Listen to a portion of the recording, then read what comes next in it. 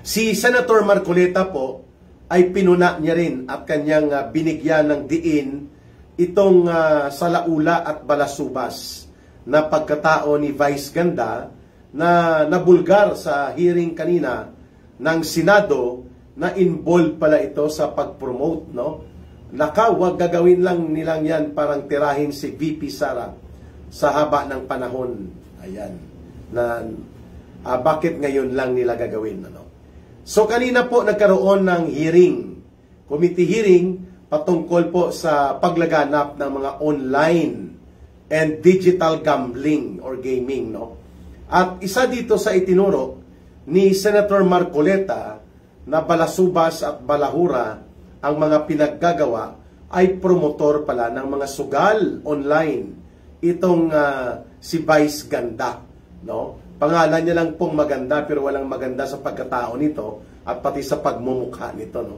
Ginagamit niya yung pangalan na Vice Ganda pero hindi naman talaga siya maganda pati sa ugali at pagkatao, no?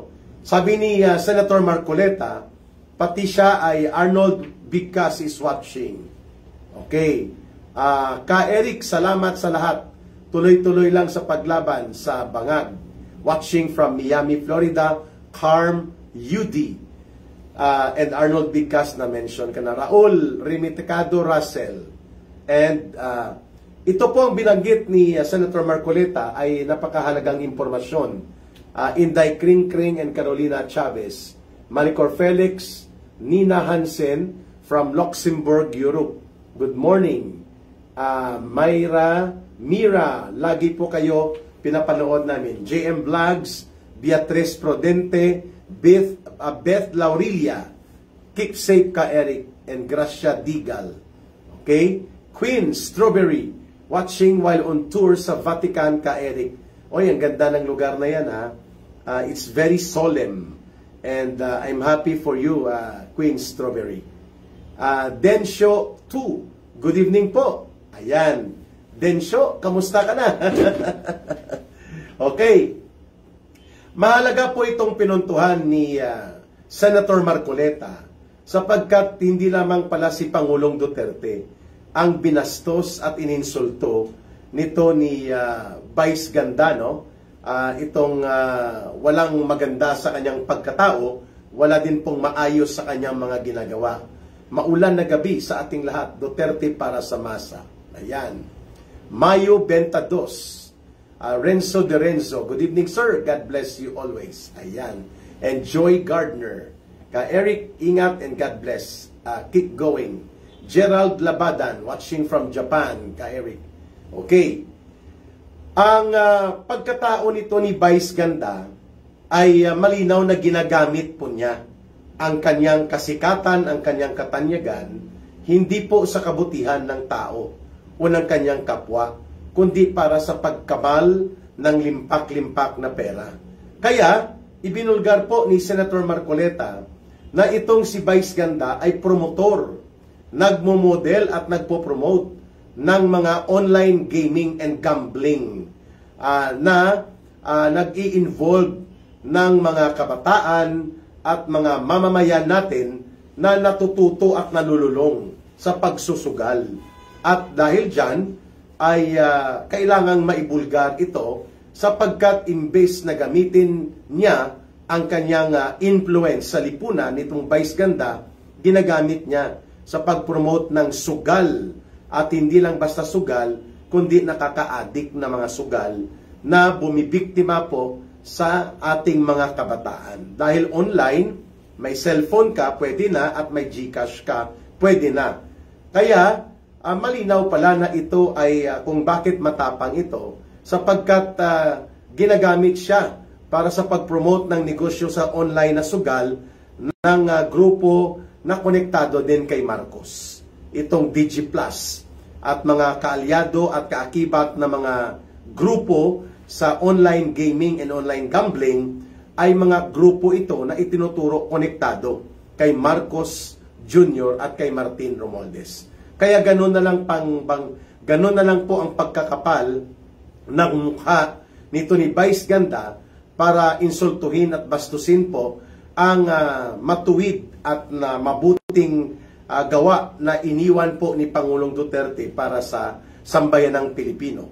At pati na rin po ang pangbabastos niya sa mga tinatawag na diehard Duterte supporters o mga DDS na iniinsulto niya. Subalit, hindi lang pala si Pangulong Duterte at mga taga-suporta ni Pangulong Duterte ang binastos niya, Ginoong Renato and Bon Nobbon. No? Salot po kasi ang NPA sa Pilipinas, pahirap sila sa mga Pilipino. Len Jin is watching, no? Mga kababayan.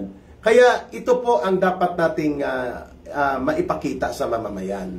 Na bagamat sikat itong si Vice Ganda, nagiging tanyag siya sa kanyang mga pangbabastos at pangbabalahura sa mga kapwa-tao niya na kinakapital niya sa kanyang pagkokomedyante, iniinsulto niya, subalit hindi lang pala yun ang kanyang ginagawa.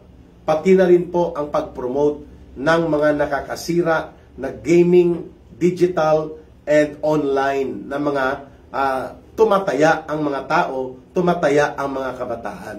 At kaya, kanina din po ay iminungkahi ng Senado sa pamamagitan po ng proposal ni Senator Marcoleta na i-unlink o tanggalin na po ang koneksyon nitong mga na-identified na mga online games and may plataforma ng pagsusugal, dapat putulin ang kanilang link sa GCash. Kasi ang GCash po, nagsisilbi siyang daluyan ng transactions, no, ng bayad at payoff at payment, no, para po sa pag-enjoy at iyong pag-avail ng mga online games na may taya ng pagsusugal o kaya pumupusta. Kaya maganda po yung binabanggit ni Senator Marcoleta, and I think yun, nawawala siya. Ayun. So, mga kababayan, ipagpapatuloy natin, comments will appear here. Something is wrong with my live sa aking YouTube, sa aking Facebook, no? I hope nandyan pa po yung ating mga kababayan na nanonood. Nandyan pa po ba kayo? Brother Arnold Bicas, no? I hope na nakikita pa rin ninyo ang live stream ni Ka Eric, mga kababayan, sa YouTube at sa Facebook natin. So maganda po itong pagbubulgar na ginawa ni Senator Marcoleta at ng Senado, kung saan po binanggit na rin ni Senator Marcoleta itong panginsulto at pangahamak ni Vice Ganda sa kanya. Sabi niya, akala niya natutuwa ang mga tao dahil pati si former Senator Grace Poe ay napatawa niya, no, doon sa kanyang show. Subalit humirit pa pala itong si Vice Ganda na ito at sinabi niya, tingnan nyo naman ang pagmumuka ni Senator Dante Marcoleta. Kung makita nyo, di ba, matatawa pa kaya kayo? So sabi ni Senator Marcoleta, napakawalang hiya ng tao na ito. Exactly, that is the way that this kind of person, Vice Ganda, should be defined.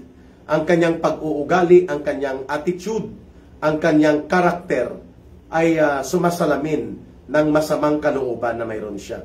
Pangbabastos, pangiinsulto at pangungutya ang kanyang kinakapital para magpatawa pero hindi na siya nakakatawa.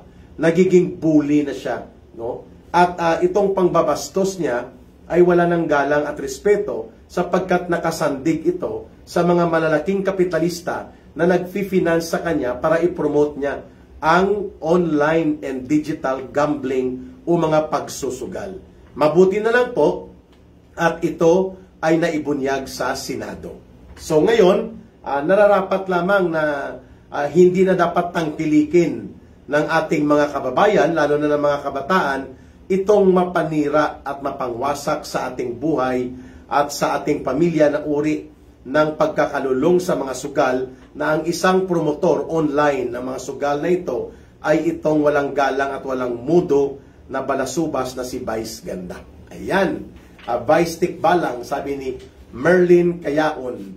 Bugar, magandang gabi ka Eric and Felicitas Nakwa. Good morning ka Eric, watching from Illinois. Ayan. Nawa po ay huwag nating kalimutan ang ating habilin palagi sa ating pagsasama. Mahalin po natin ang bansang Pilipinas. Walang ibang magmamahal nito, kundi tayo ring mga Pilipino. para sa Diyos at sa Pilipinas nating mahal. May God bless and protect you, and so Allah will be with those who are Muslim brothers and sisters. Maraming salamat mga kababayan.